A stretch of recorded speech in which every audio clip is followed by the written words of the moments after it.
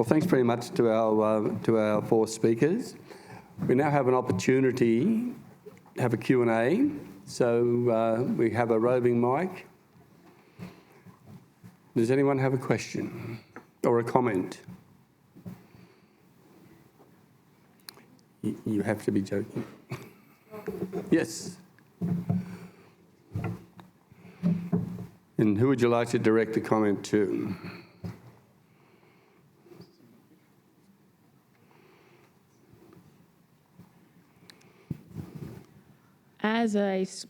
My school works with the Youth Partnership, and I can fully appreciate the Are You Ready program. It is an absolutely amazing program. The students often refer back to it, especially in the weeks leading up to going out on placement, because we've had the program potentially the term before. So the fact that it's now available to everyone, I think, is amazing. Yeah, thank you. I just want to say a couple of things about that, and more generally about the preparation for work placement, which has been a bit of a conversation in this session. Just a reminder, really, that there are a wealth of online resources that have been developed through the Work Placement Coordination Program, in particular Go to Work Placement and My Work Experience, the second one to support students who are doing work experience. But any opportunity that work placement service providers can get to work with your schools, to get in front of a class of students, is going to pay off, I think, immensely. It's a really, really big struggle for us to get employers to join our program. And Cathryn and anyone who's a work placement service provider in the room will tell you how hard it is, how many contacts, how many visits to get an employer to agree to take students. We basically ask our work placement service providers to represent the Department of Education, independent schools and Catholic schools when they go out and recruit our employers. They have to induct them and tell them all the good things about the program. And really, if you look at the list of good things, you don't get paid for it. We make you sign really onerous paperwork that says that you're going to make sure you do everything in your power to provide a safe work placement, and that the duty of care of our students is paramount. That's not the easiest sell in the world to get employers on board, but we have employers who come back year after year, and they are like gold. One thing where we do lose them is where they have an unpleasant experience with a student in a work placement. I just want to emphasise yet again, it's a coordinated program. So one student from one school may knock out an employer who's taking students from 6 different schools over the year. And we've figured out if we can get our settings right in the work placement preparation, if we can ask our teachers to become advocates for work placement, then that is probably the best way we've got in the world to keep those employers. Thank you, Brendan. Do you want to say anything more there? No, I agree, Brendan. And that's where our research showed that a lot of the time we thought the students just didn't want to be there, but they were nervous. They didn't know what to expect.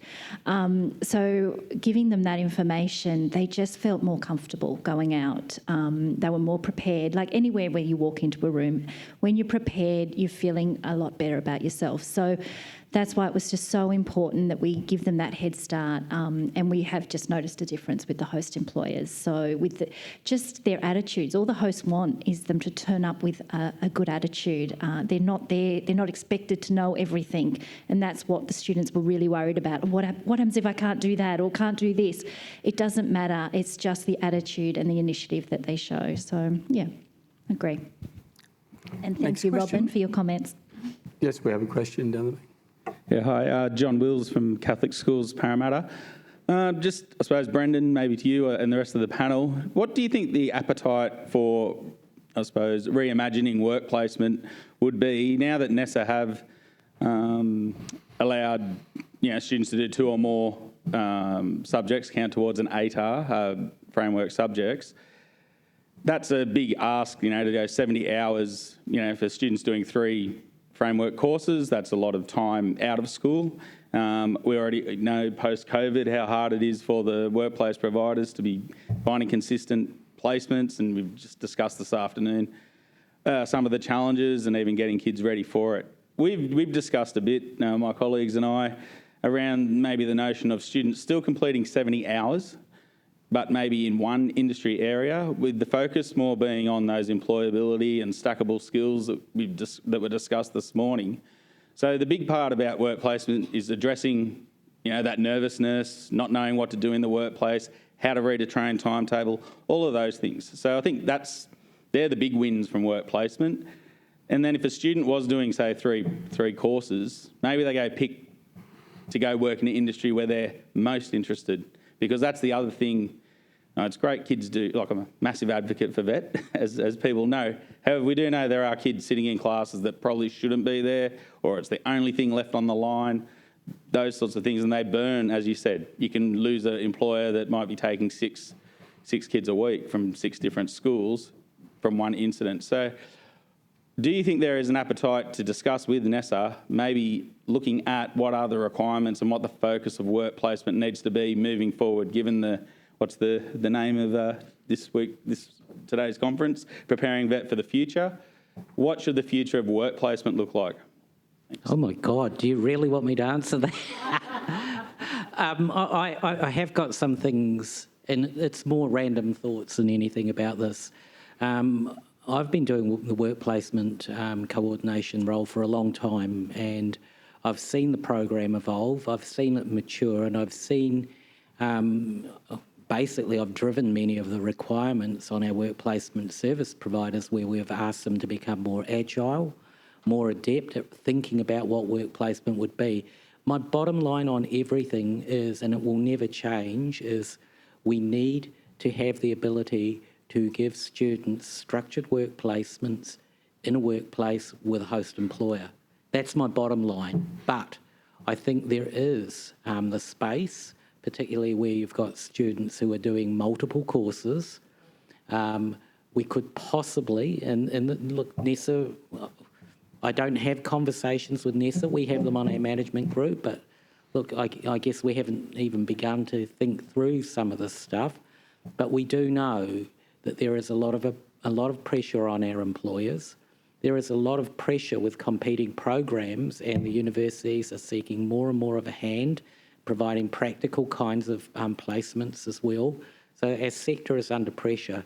And I think it's probably listening to teachers and people who are working in the space who are seeing firsthand what the effect is of doing a lot of vet hours and how much the kids are getting out of it, that we could start to think about, well, maybe there is some ability to be agile. I don't think the answer is just piling up more and more vet hours or having students who are doing more and more courses and they're getting less and less out of work placement. But I do think the answer is that work placement is a critical part and has to be part of that. It's just how we manage it. Thanks, Brendan. Question down here. Just to add to that, many schools are now utilising recognition of prior learning. So where a particular vocational course does overlap with another course, many teachers will follow an RPL process to mitigate students being out, but recognising that they have had some experience in a particular field and then focus on another field perhaps where they've had no experience in the workplace. My questions probably can be answered by everybody on the panel because I'm sure you've all had experience with this. Do you feel that students who are disengaged from learning and whose attendance is already low benefit from support programs to engage with SBATs, or do you feel that the SBAT program alone is enough to engage disengaged students? Thanks, Brendan. Look, I've seen it work both ways. I have seen not only just an SBAT, but a vocational course change the life for a young person. We heard from Brogan. He would have left school. And I was there earlier in the term. I'd never been to the school, and I was there in term 1. Like, what this teacher has done with that group of young people, she undervalues herself. Her connection with those students is empowering them to move forward in their education journey. and Brogan, like, he's on fire. He seriously has changed his whole world, and what he doesn't acknowledge is he has significant learning challenges, and his learning is adjusted to factor that in. So it can make a world of difference to a young person having one person in their life outside of their family saying, I believe in you and here's an opportunity. I haven't seen it gone haywire too often. It can, but there are other factors that add to that, and that could be, my son was a school-based apprentice and he loved the final 2 years of his education. It was nothing but joy.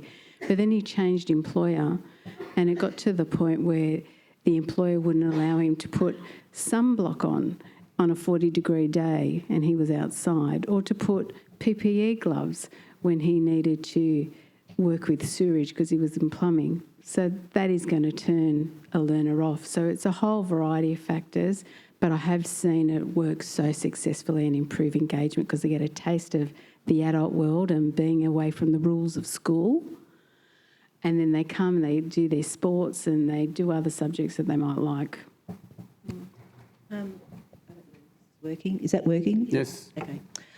I just think that we've missed a point here. I think that we're not talking about careers at the moment and the career coordinator and careers in school, because that's where the students need to have that experience, that communication with someone who can guide them. And we're all at different stages in how we provide career advice in schools. But for those students who are needing some support in what's available, what they need, these students are probably needing to learn about themselves. What are their attributes? What are their strengths? What are their passions? And I think that career provision is something that we need to talk more of. Well, look, I don't actually manage our SBAT program, and it'd be great if Adam was here. But I would say the one thing I am aware of in the Department of Education is that any of our programs, including SBATs, there's a whole range of other supporting programs now that can be in place. And I think they do create better outcomes for those students. So yes, I'm agreeing with you. I think that if we can provide supporting programs to work with our SBATs, then we get better outcomes. Thanks, Brendan. We have time for one more question.